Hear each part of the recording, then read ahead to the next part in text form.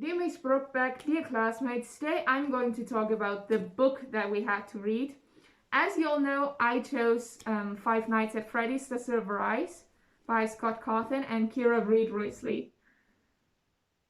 I want to give you a small heads up that from now on I will be referring to Five Nights at Freddy's as FNAF because it's shorter and I always do that, so don't be surprised, please.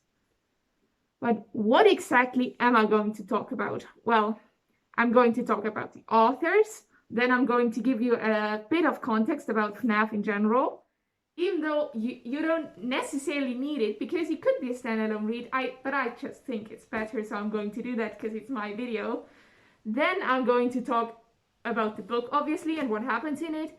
And last but not least, I'm going to give you my own opinion on the book. So let's get started. Kira Reed Risley is one of the authors of the book, and as I've said before, and she's also involved in writing its sequels. There isn't much known about her as far as I'm aware, but I do know that she's been writing a lot since childhood, and also that she is a graduate of a university and that she's living in New York. Scott Cawthon, on the other hand, is very well known. He is the creator of the whole FNAF franchise, and he's also a video game developer, a writer, an animator, and many things more. At first, he used to make Christian-based animations, and he also, at some point, developed a children's game called Chipper and Sons Lumber Co., but this game was heavily criticized for the way it looked because the characters were unnatural and scary. And this brought him the idea of FNAF, a horror game. And after its initial success, he released many games more and also a book that would further the story. And this book was released a year after the first game. He is well loved by all of his fans and generally known to be a very nice person. But what exactly is Five Nights at Freddy's? Well, glad you ask. Well, at first it started as the game by Scott Cawthon, and you played as a night guard who had to survive 5 nights at Freddy's Pizzeria while you were chased by 4 animatronics. I will put a picture of them up there if I can find it. And they were trying to kill you. It was a tense horror game with a spooky atmosphere and gameplay that has been never seen before, and that was what made it so successful. The game was so successful even that he released a lot more games, several books, and there is even a movie currently being made. It might come out in a few years. We can't quite tell that one yet. But let's get to the meat of the whole presentation, the book. So the book starts with our main character, Charlie, being chased. And just as it looks like she's going to die, the book cuts to the real beginning, which would be Charlie arriving in Hurricane in Utah, which was her hometown. She is here because of a ceremony in honor of Michael, who was one of her friends 10 years ago, but then something bad happened. We don't know about it yet. We're going to find out more about what happened later. And before she meets up with her other friends, she decides to visit her old house, and there she reminisces about her childhood and about all the things she's gone through. Then she eats dinner with her friends, they talk about themselves, and then Freddy's comes up. And they decide to check out the place where Freddy had been, which was now a mall, an abandoned mall. So they find out that the restaurant is still intact. They go inside, see Freddy, the bear, Bonnie the rabbit, and Chica the chicken, and Foxy the fox. And they all search around, look around, and then they get startled because someone knocked over a few pans. And they were so scared that they just the mood died and they left again. And the next day they meet for the ceremony in honor of Michael's death. and also in honor of the death of 4 other children, but the main focus is on Michael. So after the ceremony, Charlie and one of her friends, John, decide to visit Charlie's old house and her father's workshop again. At this point, I would like to just kind of mention that Charlie's father, Henry, was the owner of Freddy's Pizzeria, and he killed himself at some point, which we find out how exactly he did that. We find that out later. Later, they return to Freddy's again, and this time the group is even bigger because a few people that weren't there the last time are here now. And they find a control room that can make the animatronics move, and they also find a cool room that is filled with cameras where they can look over the whole restaurant. They look around even more again, and the whole exploration ends when Charlie accidentally slashes her arm with Foxy's hook because he's got a hook hand. And because he's bleeding heavily, they obviously end up leaving again. But Charlie doesn't want to go to the hospital, so they just kind of leave. And I know I make it sound boring and repetitive, like they go there, they leave, they go there, they leave, but it's a lot more exciting if you read it, believe me. And in the morning, Charlie remembers that there had been a restaurant before Freddy's Pizzeria, and its name had been Fredbear's Family Diner, and she remembers that it had closed down because of an abduction. And the child that was abducted was Henry's son, so the owner's son, and Charlie's twin brother. And she and John decide to try and find this restaurant. They find it, and there Charlie kind of remembers everything. It all comes back to her, memories that she had been repressing, and she gets a bit overwhelmed. And she is so shocked by it that when they meet up to visit Freddy's for the 3rd time, she just kind of asks John to not talk about it because that's a secret that she doesn't want to let the others know. At the entrance of the restaurant, they are greeted by a night guard who's named Dave, and he just kind of knew that they had been going to the restaurant before, and he was like, "Hey kids, you can't go there. That's actually like illegal what you're doing." And they ask him to let them go there again, and they offer him to join, and he's like, "Okay, I want to go there too." So I was actually kind of interested because I also know that the restaurant is still intact, but I've never been there again. And he is surprisingly convinced, he's surprisingly skilled at making the animatronics move, so they kind of wonder if he knows more than he lets on, because he was acting as if he's never been there or just rarely been there, but he might know more. And after a while of them just moving the animatronics around again, Bonnie starts thrashing around. And in a confusion, Dave disappears, and a yellow bunny suit, a yellow rabbit. I'm going to mix those 2 words up, sorry, if that happens again. Yellow rabbit abducts Carlton, which was also one of the friends, and he was the only one who had been living in Hurricane for the whole 10 years. This rabbit suit is worn by Dave, who just kind of knew that it was there somewhere, so he obviously had been there before. And they obviously call the police after they find out that Carlton's gone, and Carlton's dad, who's the police chief, just assures them that this is all a prank and Carlton will be fine. So they stay the night at Carlton's house, and in the morning Carlton's mother is absolutely shocked and devastated to hear about her son's disappearance, because she knows that Carlton would never joke about anything relating to Michael's death. And, well, Michael died at the restaurant, so that all the children were murdered at the restaurant, which is also why it closed down, because you can't just have child murders there, actually.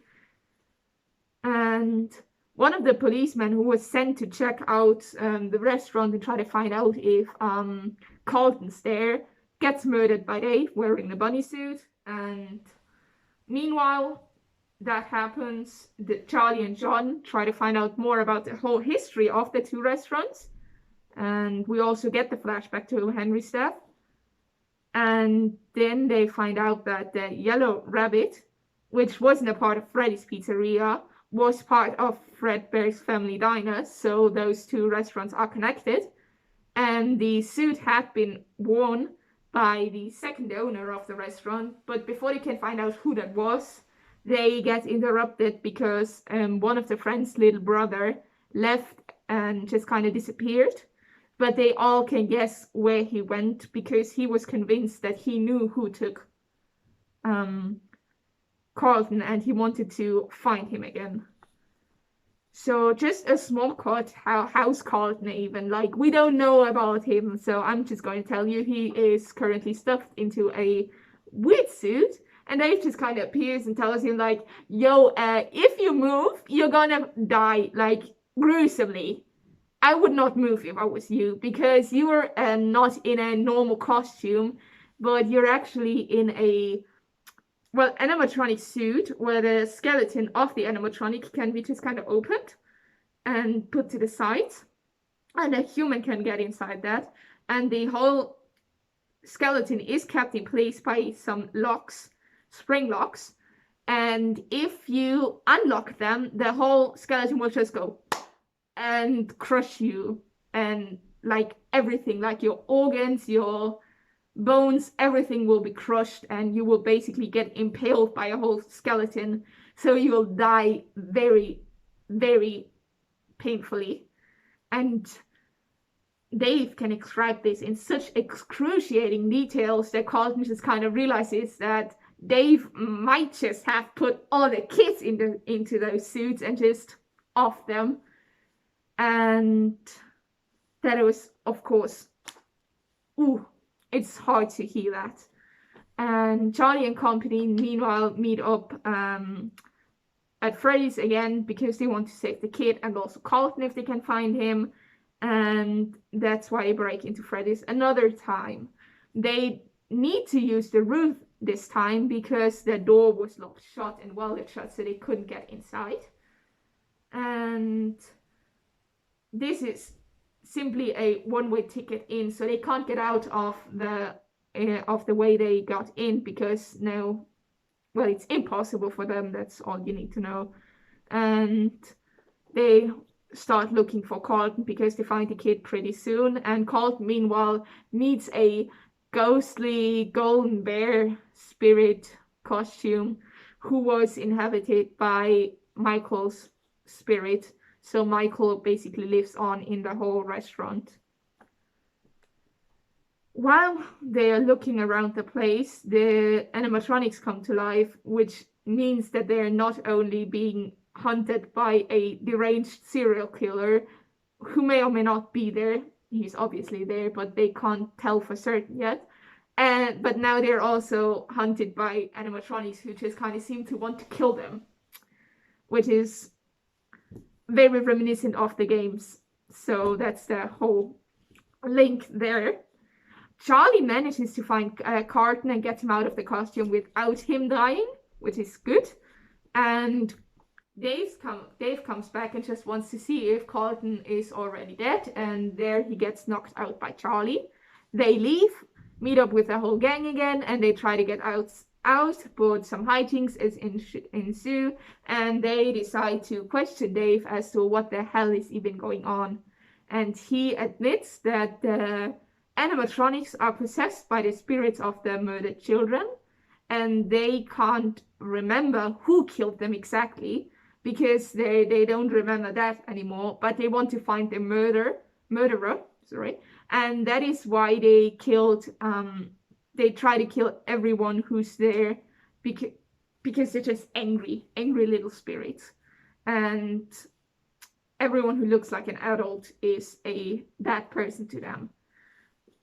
Meanwhile, we as the readers find out more about who exactly Dave is. So Dave's real name is William Afton, and to anyone who knows anything about FNAF, you know that William Afton is kind of a bastard, if I may say so. And he obviously was the one who abducted Charlie's twin brother. He killed the children, and he's just done a lot of bad things in his life. The police did suspect him, but they couldn't arrest him because there wasn't enough evidence for it. So he just kind of disappeared, and now he's back again. And the gang just really wants to get out before they get murdered. Some more fights happen, and when it looks like they aren't going to get out anymore, Michael's spirit appears and basically tells the other animatronics, hey, those guys are cool, they aren't going to kill you, they don't want any harm done to you. And right after that, the police appears and breaks open the door so they can get out. But before that happens, Dave just kind of grabs Charlie by the throat, puts a knife to her throat, and is like, hey, you're going to stay with me. And Charlie's like, hell no. Unlocks the spring locks of Dave's suit, because he's continuously wearing a spring lock suit, and he just kind of gets crushed, like you already said. So he experiences the same thing that he has done to others, and while he's kind of writhing on the floor, the animatronics like grab him, leave, and go back, and all the others can finally leave. And the next day their trip ends, and so everyone kind of parts ways and says goodbye. And the book ends with Charlie visiting her father's grave. I don't know why this was such a hard sentence. And she remembers her father fondly, and then the book is done. So I personally really enjoyed the book. I normally can't read horror stories, but because I'm kind of sensitive to that stuff sometimes, so I was unsure if I could finish it, but I got through it because, in my opinion, it was kind of tame considering all the dark undertones. I mean, there were only 2 murders on screen, so it's a plus, I guess. And I think it can also definitely create a great atmosphere, because when I first went to the restaurant, I was kind of expecting something bad to happen because I knew about the children already. So I was kind of expecting them to walk into the restaurant and immediately get jumped, which obviously didn't happen. There was a lot of build-up and slow things that started happening. And there are also a few interesting tidbits in the whole book, mostly about Charlie. And her appearance, for example, she's described to always look like she's smiling, like she never manages to look sad. She never manages to look sad. She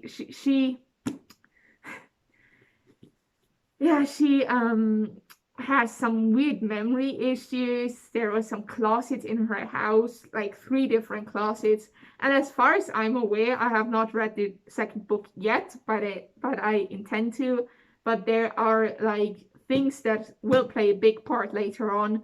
So I find it very commendable that they already included all those facts, because that would make a reread very interesting if you know exactly what's going on. Because that's a lot of foreshadowing already put in this book. So it was quite planned out, this story, I think. And all in all, I think that was a great book. I can only recommend this book to anyone who wants to read it, and I think it also met the qualifications of involving violence. And thank you very much for watching this video, and if you have any questions, feel free to leave them in the comments down below.